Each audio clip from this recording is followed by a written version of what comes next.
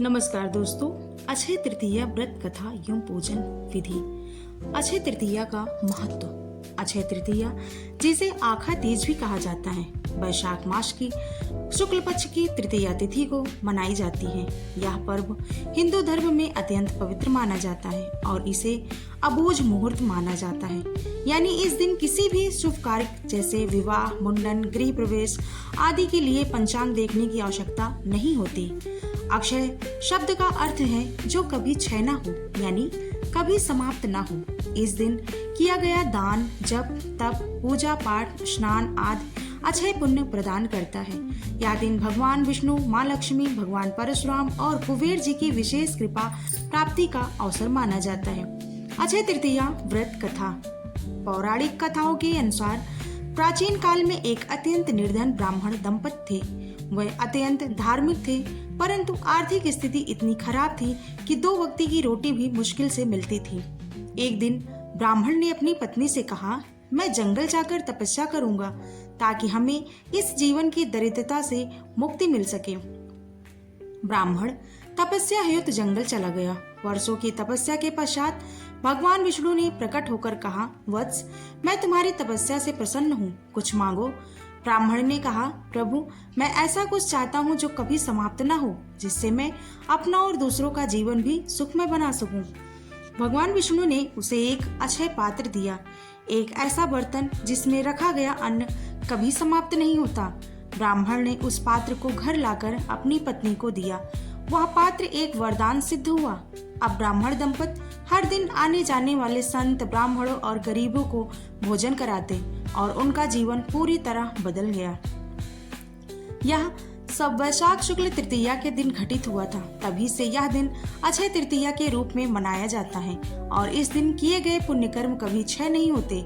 एक अन्य कथा के अनुसार इसी दिन भगवान परशुराम का जन्म हुआ था, जो भगवान विष्णु के छठे अवतार माने जाते हैं। इस दिन से जुड़ी एक अन्य मान्यता यह भी है कि सतयुग और त्रेता युग की शुरुआत भी अक्षय तृतीया से ही हुई थी। इसके अतिरिक्त पांडवों को महाभारत काल में वनवास के समय जो अक्षय पात्र मिला था, वह भी उन्हें इसी दिन प्राप्त हुआ था, जिससे वह और उनके अतिथि कभी भूखे नहीं रहते थे। अक्षय तृतीया की पूजन विधि। अक्षय तृतीया के दिन विशेष पूजन विधि को अपनाकर श्रद्धालु अपने जीवन में सुख, समृद्धि और अच्छे पुण्य की प्राप्ति कर सकते हैं। नंबर 1, प्रातःकालीन स्नान और संकल्प। प्रातः सूर्योदय से पूर्व उठकर स्नान करें। गंगा जल या तुलसी मिश्रित जल से स्नान करना शुभ माना जाता है। स्वच्छ वस्त्र धारण करें और पूजा स्थान को गंगा जल से शुद्ध करें। संकल्प लें, मैं अक्षय तृतीया के पावन अवसर पर व्रत, दान और पूजा का संकल्प करती हूँ। उसके बाद भगवान विष्णु एवं माँ लक्ष्मी पूजन। पूजा स्थल पर भगवान विष्णु, माँ लक्ष्मी और भगवान परशुराम की प्रतिमा या चित्र स्थापित करें।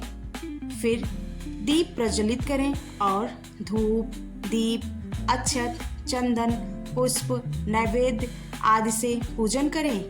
विष्णु सहस्त्र नाम का पाठ करें या ओम नमो भगवते वासुदेवाय मंत्र का जाप करें। माँ लक्ष्मी को कमल पुष्प, चावल, मिठाई, हल्दी, कुमकुम आदि अर्पित करें। श्री सूक्त का पाठ करें। विशेष दान का क्या महत्व होता है, आइए जाने।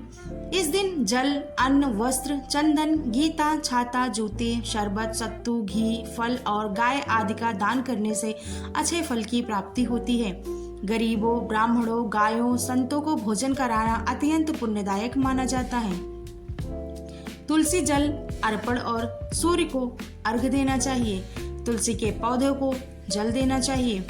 सूर्य देव को जल में लाल पुष्प और रोली डालकर अर्घ्य दें। फिर व्रत और उपवास कर रखना चाहिए। श्रद्धालु इस दिन उपवास करते हैं या फलाहार करते हैं। दिन भर सत्संग, भजन, कीर्तन और धार्मिक ग्रंथों का पाठ करना चाहिए। इस दिन किए जाने वाले अन्य शुभ कार्य कि नवीन वस्त्र या आभूषण खरीदना, विशेषकर सोना या चांदी खरीदने को शुभ माना जाता है, जो आर्थिक समृद्धि का प्रतीक है। नवीन व्यापार या कार्य आरंभ, किसी भी नए कार्य को शुरू करने के लिए यह दिन अत्यंत शुभ माना जाता है। विवाह संस्कार। इस दिन विवाह जैसे मंगल कार्य बिना पांचांग देखे ही किए जा सकते हैं। भूमि पूजन, जमीन खरीदना या घर बनाना शुरू करना शुभ माना जाता है। अक्षय तृतीया से मिलने वाला पुण्य, इस दिन किया गया कोई भी शुभ कार्य कभी व्यर्थ नहीं जाता और मृत्यु के बाद स्वर्ग की प्राप्ति होती है और अगले जन्म में धन धान्य से भरपूर जीवन मिलता है। यह व्रत पापों का नाश करता है और जीवन में सुख, शांति और समृद्धि लाता है। अक्षय तृतीया एक ऐसा पर्व है जो हमें यह सिखाता है कि धर्म, दान, भक्ति और सेवा से जीवन में कभी कमी नहीं आती। यह दिन ईश्वर की कृपा पाने का विशेष अवसर है। व्रत, पूजन और दान के माध्यम से हम न केवल आत्मिक शुद्धि प्राप्त करते हैं बल्कि अपने परिवार व समाज के लिए भी शुभता की स्थापना करते हैं। दोस्तों, कहानी कैसी लगी? अच्छी लगी हो तो